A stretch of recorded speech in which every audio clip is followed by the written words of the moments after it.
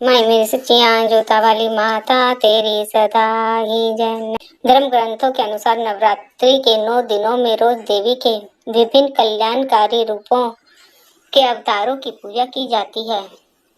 इन सभी का महत्व, मंत्र व कथाएं भी अलग अलग हैं। नवरात्रि की पंचमी तिथि को स्कंद माता की पूजा का विधान है। देवी की गोद में भगवान स्कंद यानी कार्तिकेय हैं। इनका आसन कमल है और वाहन शेर है। आगे जानते हैं स्कंद माता की पूजा विधि, मंत्र, आरती और कथा। कैसे प्रकट हुई स्कंद माता? हिंदू धार्मिक मान्यताओं के अनुसार स्कंद माता माँ पार्वती का ही रौद्र रूप है। इस संबंध में यह कथा बताई गई है कि एक बार कुमार कार्तिकेय की रक्षा के लिए जब माता पार्वती क्रोधित होकर आदि शक्ति रूप में प्रकट हुई तो इंद्र भय से कांपने लगे। इंद्र अपने प्राण बचाने के लिए देवी से क्षमा याचना करने लगे। क्योंकि कुमार कार्तिकेय का एक नाम स्कंद भी है, तो सभी देवतागण माँ दुर्गा के रूप को मनाने के लिए उन्हें स्कंद माता कहकर पुकारने लगे, उनकी स्तुति करने लगे। तभी से पांचवें स्वरूप को स्कंद माता कहा जाने लगा और उनकी पूजा पांचवी अधिष्ठात्री के रूप में होने लगी। भगवान स्कंद कुमार कार्तिकेय नाम से भी जाने जाते हैं। ये प्रसिद्ध देव असुर संग्राम में देवताओं के सेनापति बने थे। पुराणों में इन्हें कुमार और शक्तिधर कहकर इनकी महिमा का वर्णन किया गया है।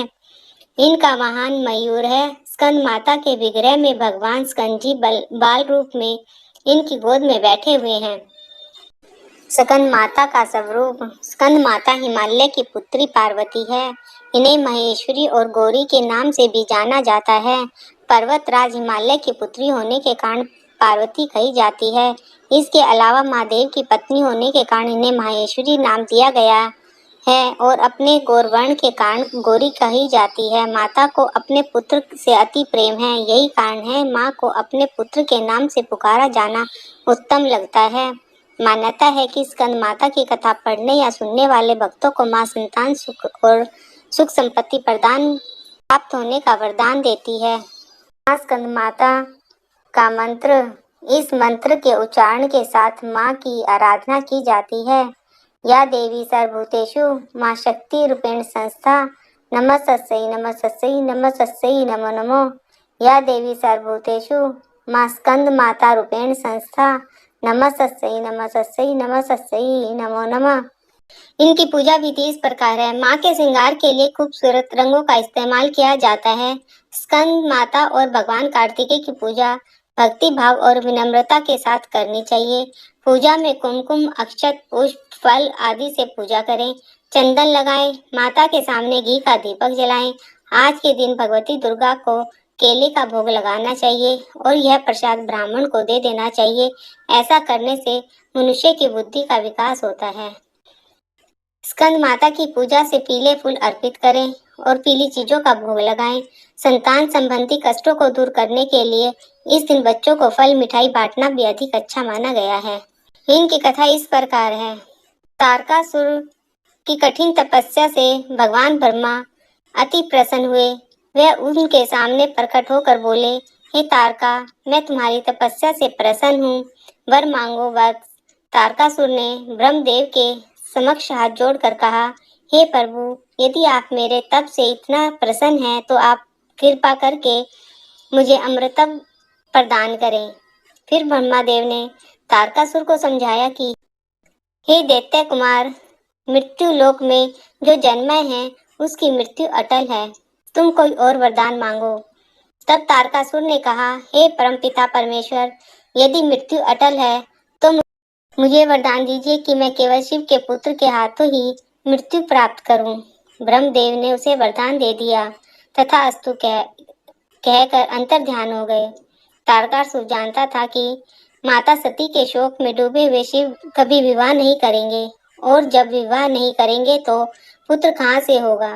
वरदान पाकर तारकासुर अन्य असुरों की भांति देवलोक में उत्पात मचाने लगा।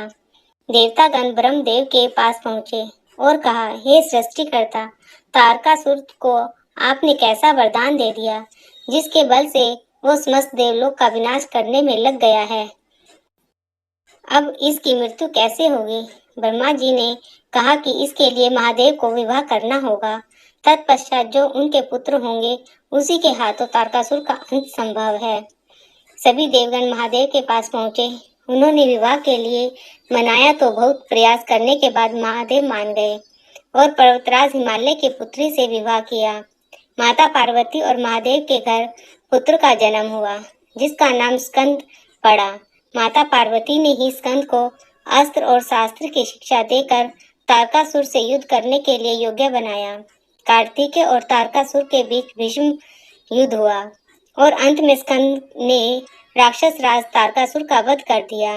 इस प्रकार शिव कुमार कार्तिकेय ने देवताओं की रक्षा की। बोलो कार्तिकेय भगवान की जय। माता पार्वती की पूजा करने से भगवान कार्तिकेय की पूजा स्वयं हो जाती है और स्कंद माता की आराधना से सुनी गोद भर जाती है। इनकी साधना से साधकों को आरोग्य, बुद्धिमता और ज्ञान की प्राप्ति होती है। इनकी उपासना से समस्त इच्छाएं पूर्ण हो जाती हैं और भक्तों को परम शांति एवं सुख का अनुभव होने लगता है।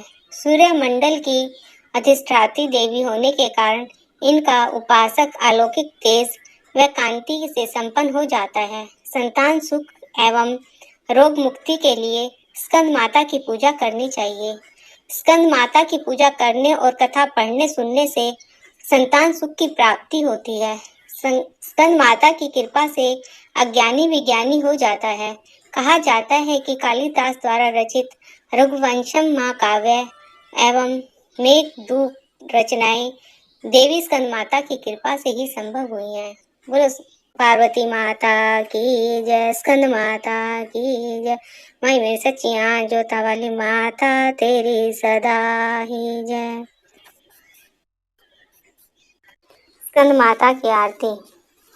जय तेरी हो स्कंद माता, पांचवा नाम तुम्हारा आता, सबके मन की जानन हारी, जग जननी सबकी मैं तारी, तेरी जोत जलाता रहूं मैं, हरदम तुझे ध्याता रहूं मैं, कई नामों से तुझे पुकारा, मुझे एक है तेरा सहारा, कहीं पहाड़ों पर है डेरा, कहीं शहरों में तेरा बसेरा, हर मंदिर में तेरे नजारे, गुन गाए तेरे भक्त प्यार, भक्ति अपनी मुझे दिला दो, शक्ति मेरी बिगड़ी बना दो, इंद्र आदि देवता मिल सारे, करें पुकार तुम्हारे द्वार, दुष्ट दैत्य जब चढ़ कर आए, तू खंडा हाथ उठाए, दासों को सदा बचाने आई, भक्त की आस पुजाने आई, जय तेरी हो स्कंद माता, पांचवा नाम तुम्हारा आता। बोलो स्कंद माता की जय। माई मेरे सच्चियाँ जोता वाली माता तेरी सदा ही जय।